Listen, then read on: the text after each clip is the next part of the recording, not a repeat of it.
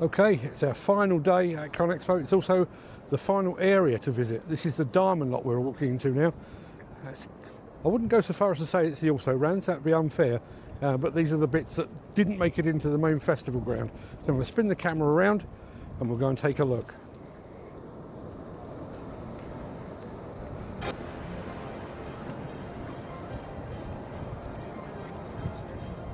I'm sure I mentioned it before, but the Americans do wear their flag with pride. Everything that's American made, as you can see there, made in USA, everything is absolutely highlighted. I'll try and do this in some semblance of order.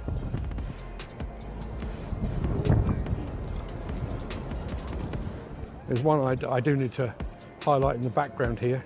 We're coming up to SDLG, another of those Chinese manufacturers. I'm not sure what SDLG stands for, but as you can see, another full range of equipment. I have to say, I do like the green colour scheme. I think that's their electric product range. So that is their 959H. If we go around here, this is a 956 HEV. This is an electric machine. Very nicely finished, I have to say. Through to their excavators in the background here. There is another electric machine to be seen here. 938 HEV.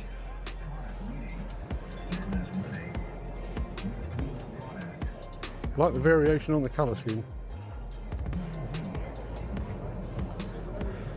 And there's the electric mini excavator as well. We'll walk past their actual booth, which I'll show you in just a second. There we are. Shanghai Construction Machinery Company Limited, SDLG, founded in 1972, is the top 50 construction machinery manufacturer in the world and a member of Walkaround. The company's main products are excavators, wheel loaders, field loaders, backhoe loaders, graders, and rollers. If we come over here, the colour scheme is a clue with a couple of trucks which are apparently electric powered. The MTE 160H off-highway dump truck, 44 tonner. More traditionally powered AT40, the articulated. If we swing around here,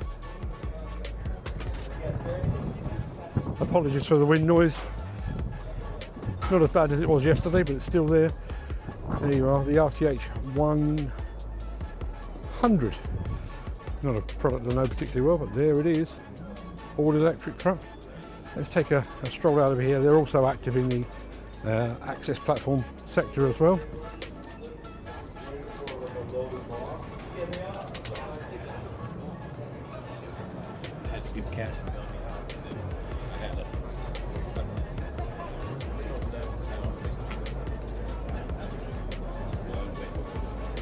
Do a quick left here.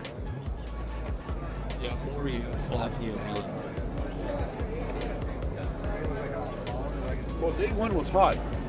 Yeah.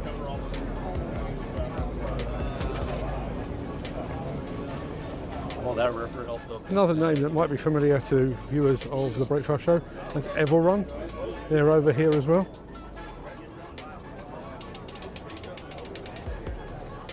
Telehandlers, little wheel loaders as well.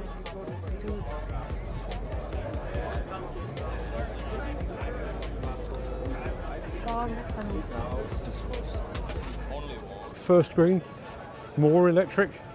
Been quite noticeable at this show actually. I was talking about this earlier with somebody. This time 3 years ago, electric was very much the thing. Everybody had to have electric, everyone was talking about electric. There's been much less of it this time. And I've not actually seen any real reference, not noticeable anyway, any real reference to anything to do with hydrogen. I wonder if they were a bit too premature when they launched it in the first place, but we shall see, Let's have a look. I don't know how well you can see it, but that white building in the background there, That is the new Fontainebleau Hotel. It's one of the newest hotels on the Las Vegas Strip. Not that we're going there, but that gives you an idea. Bit of access action. Now here is a company that I am very interested in. That's Built Robotics, who we featured them on the show before, but they do precisely that. They do robotics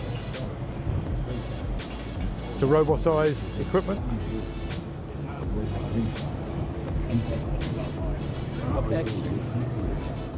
Not sure what the truck's doing up there, but apparently that seemed like a good idea to somebody.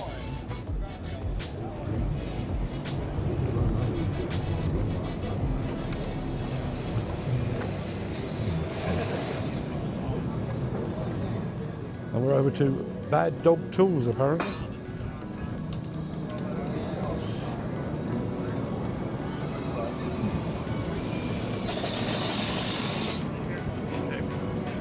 That's the end of the West Hall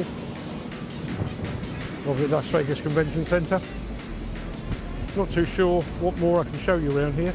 Let me take a very quick spin down this end because I don't think we've covered this properly. Ah, Rhinoceros. We featured those on the breakfast show. More a case of who we haven't focused, to be honest. There we are. That is Rhinoceros in all its glory, past their forklifts, which I'm not even remotely interested in, through to the dumpers and the mini excavators and the skid steers and track carriers as well. And a little track mounted mixer. And wake our way through. Big Cat 340 with a piling rig attached.